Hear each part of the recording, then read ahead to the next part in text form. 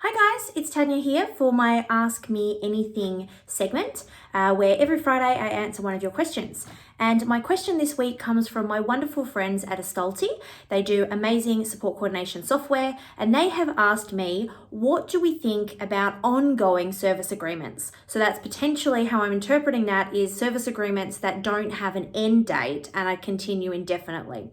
So I had to look at the standards, I read through it, I chatted to a number of other NDIS auditors about this, and we came up with that, in my best opinion, service agreements can be a long period of time.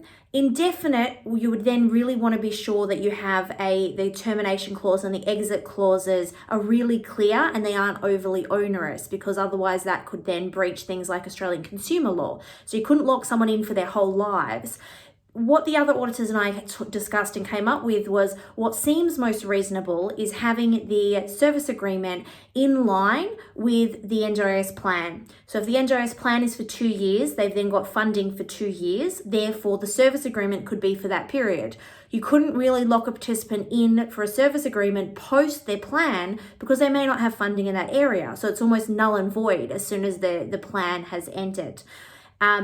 The important thing to note is that support plans still need to be reviewed every 12 months under the standard. So generally, my advice is you do your service agreement for 12 months in line with the NDIS plan, which was 12 months and moved, has been now moving longer, especially with the COVID delays.